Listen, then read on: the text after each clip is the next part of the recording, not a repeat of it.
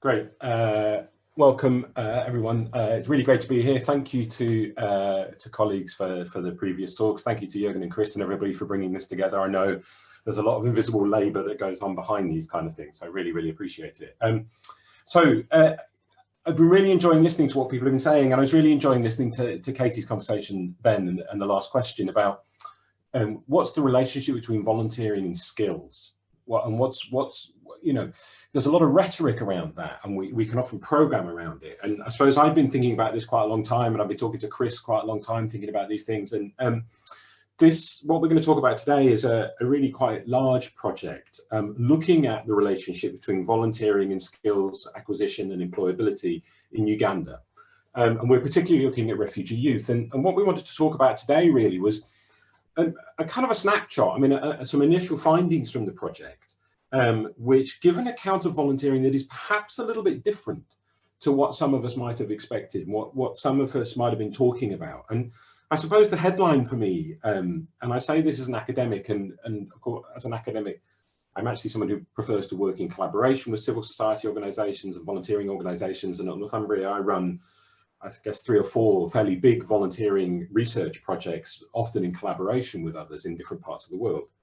But one of the things that I've been thinking about recently is the big celebration of volunteering in Covid-19, the big kind of recognition of the great work that's going on, and there is obviously great work going on. I think Gabriella alluded earlier to, sometimes there are recruitment processes that are out of step with what should happen. And I suppose I've been thinking as an academic, well, what things are we missing in that story? I suppose that's always been what I'm interested in. Whilst this celebration is going on, and why are there really important things going on, does that risk us not seeing things? So we're going to talk through a little bit about that in the context of Uganda. I'm going to take the first few slides, and I'm going to do the really boring bit, which sets things up and tells you about the project. And then I'm going to hand over to Moses, who's going to talk about all the interesting bits, which is nearly how it always works on this project. I want to start with our citizens advisory boards. So one of the things that I do in a lot of projects, and I know a lot of people do it as well, is academic projects always have an academic advisory board, and you always invite lots of well-known people, the elite actors, I suppose, within the academic and policy space to be on your advisory board. But in RYVU, we do have one of those, but we also have citizens advisory boards, and they're made up of young refugees in the 4 areas of Uganda that we're working in. And what we're going to talk about today is a lot to do with their insight, what they've been telling us. And Moses will talk more about that, because Moses has been spending time with his colleague Robert, visiting the guys in Baillie, Kampala, Rwanda, Nakivale, and talking to them about, well, what's it been like during Covid-19? What's happened to volunteering practices? But we've also been doing a lot of stakeholder interviews. Most of those happened before COVID, but I will draw on that data a little bit. On the left, the top, you can see basically what we're trying to do in the project, which is understand whether volunteering by young refugees in Uganda helps their skills acquisition and employability and reduces the inequalities they experience. The reason we're asking that question is because there is so much talk about volunteering and skills, but almost none of it relates to volunteering outside Europe and North America. Most of the research tends to be on European experiences, North American experiences, and some increasingly within Asia and within Southeast Asia, but not very much elsewhere. And I became rather concerned that actually you've got these big stories going on, but is there evidence for whether that really happens? And as we'll come on to see later in the presentation, that's particularly important during COVID-19. So we're going to try and go through 3 things in our 15 minutes. One is just to think quickly about youth employment, skills and volunteering. The second about the impacts of COVID-19 on refugee youth. And the third about how that sits within the experience of COVID-19. Now, this might seem like a lot of kind of background detail, and maybe some of you are thinking there might be time for another coffee break. But the reason I want to talk a lot about the context is that there is a risk when we talk about volunteering per se, and when we talk about volunteering and youth volunteering, and then we throw COVID into the mix, that we need to be very, very attentive to the specific context in which it is experienced, and to the way specific individual people and groups of people are located within that. Because if we don't do that, volunteering becomes very divorced from existing social inequalities. You saw that in the way that Katie was talking about the kind of missing bits of education and what impact might that have. So I wanted to spend just a couple of minutes just setting a little bit of scene so the volunteers we're about to hear about, you understand actually where they sit within the kind of social inequalities, experiences of disadvantage, of vulnerability, and so on. So in Uganda, very headline figures, very high rates of youth unemployment. And our interest in refugees is important because of the significant barriers they have to accessing youth training and jobs. In other words, you have high unemployment already, but then you have additional barriers that young refugees face. If you then step away from that, what's really interesting, and this is some of the work we've been doing so far, is about the policy context, the volunteering policy context. So global volunteering kind of discourses and kind of big debates and the kind of broad academic literature emphasize how volunteering helps you professionalize, it helps you build your skills. And what's really interesting in Uganda, so you have that big kind of that kind of story playing out, and that arrives and circulates, particularly through UN agencies, through aid organizations, through donors, and those kind of actors who are within Uganda and shaping Ugandan practices.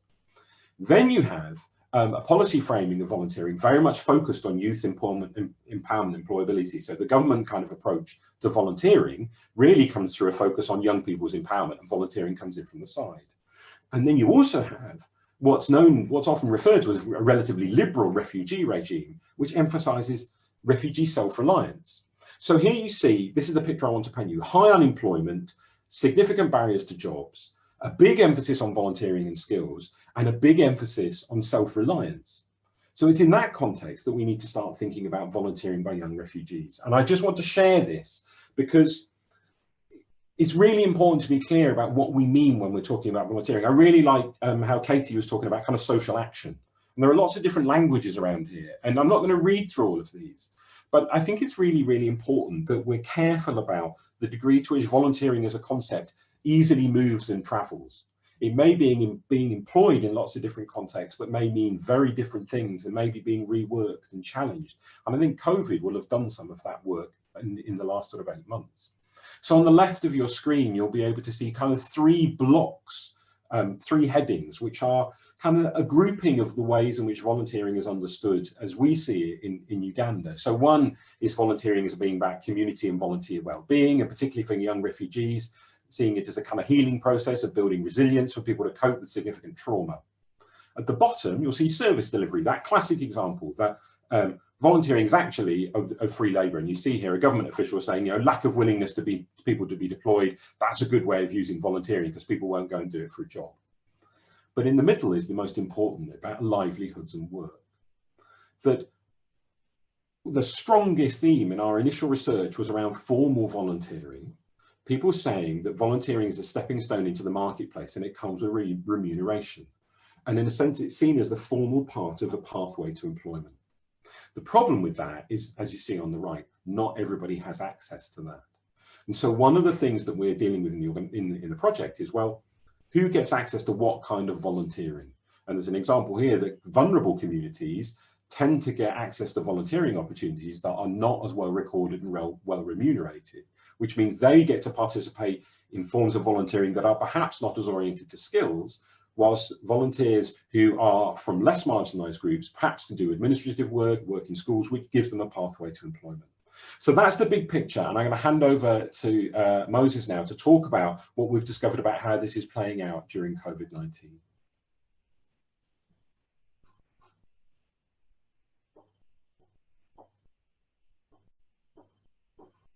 Can you hear us, Moses?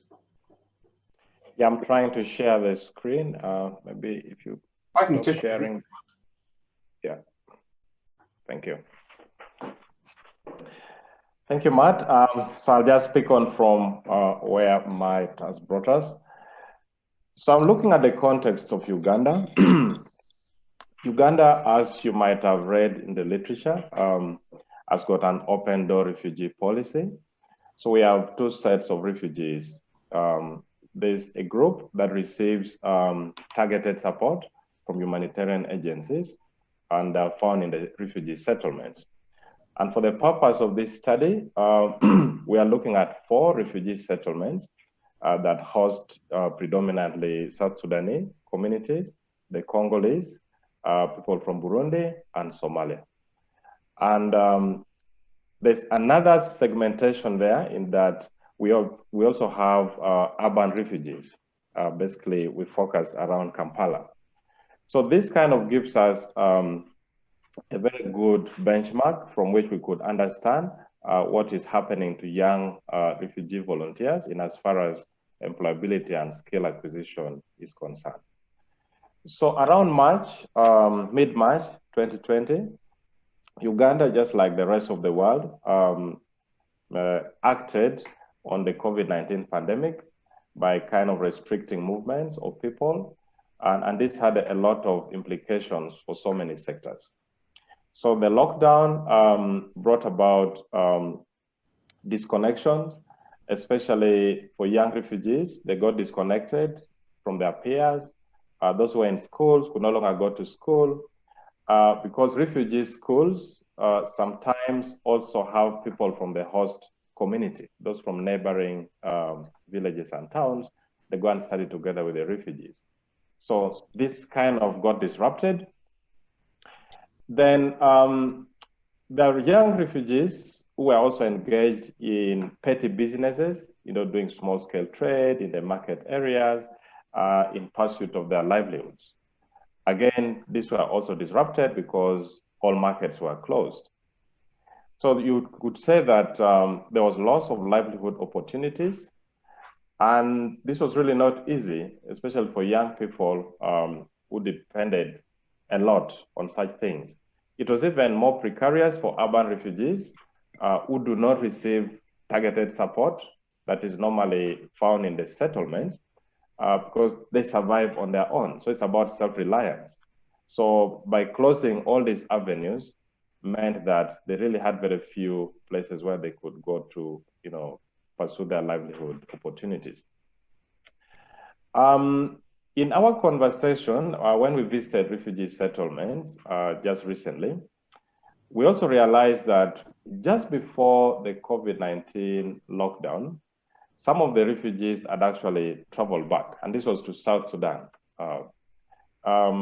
basically to follow up some job opportunities, probably through referrals from their friends. But just before they could start on these jobs, again, there was lockdown from the other side as well. So it was a kind of double jeopardy. Now they had to find their ways back to Uganda. Again, I must mention at this point that most refugees you find in Uganda sometimes have a lot of mobility. They tend to move back and forth depending on what the circumstances are like. So now coming back to Uganda amidst the lockdown was really not easy because most of them would fall in the hands of traffickers, people who could tell you, look, wait, I can find you a way, around the border points and you can get back to Uganda to the settlement. Now, these were expensive for the young refugees. They had to pay for that. But again, they also had to maneuver through the official border points because people are not allowed to cross. So sometimes they would find themselves, finding alternative routes to come back and rejoin their families back in Uganda. So it was quite tough on them in terms of livelihoods and how normal lives were disrupted. I'm trying to move on, but my screen is freezing, kind of. Do you want to go? Shall I take you to the volunteering slide, Moses? Yes, I would like to. Yes, thanks so much. Yeah. So there were a lot of things happening to the young people during this time. And that kept us, sorry, it's going back again. I wonder why I'm not in control of the screen, but Which slide? I'm on the slide with about the changes in volunteering practices. So that's what everyone else can see. So I'm now on the slide with refugee youth volunteering and COVID-19 in Kampala and Bidibidi. Yes. Yeah, great. Thanks a lot. So two major things were happening here. One, there was loss of what we refer to as formal volunteering opportunities due to COVID-19. So a number of young people were employed by humanitarian organizations These organizations scaled down the activities, others just shut down altogether. So then the youth became redundant. Around the urban areas, of course, there were also refugees who were volunteering formally, doing things like language translations. Again, this was disrupted. So they could no longer go to the reception centers to do what they used to do. Now, that was on the one hand. On the other hand, of course, you also need to look at the informal bit. A lot of young people were volunteering, purely out of altruistic, feelings based on the needs that they saw within the community that something had to be done. A good example was during the food distribution days. So when World Food Program and other agencies, go to distribute food at the centers, there are always these vulnerable categories of refugees, the elderly, the weak, infirm women and people with disability who could not carry food and take home. So then these young refugees would come in and say, oh, wait a minute, we can offer a hand and help you to take food home. But something happened during the pandemic that even this offer of assistance was no longer welcome, even by the vulnerable people, because of the social distancing. So people became quite suspicious of one another, especially when COVID-19 actually reached the settlement. So people could not trust anybody to touch, their food or their merchandise to take home. So that became really difficult. And so the opportunity for informal volunteering was kind of lost. So the agency that runs the settlements, the UNHCR, had provided some alternative means of transport, but it looks like this was also not adequate. Not everybody could access, these motorcycle taxis, which are known as the tuk-tuks. I'm getting warning about the time. Thanks a lot. So I'm moving on. Matt, if you could help me to scroll forward.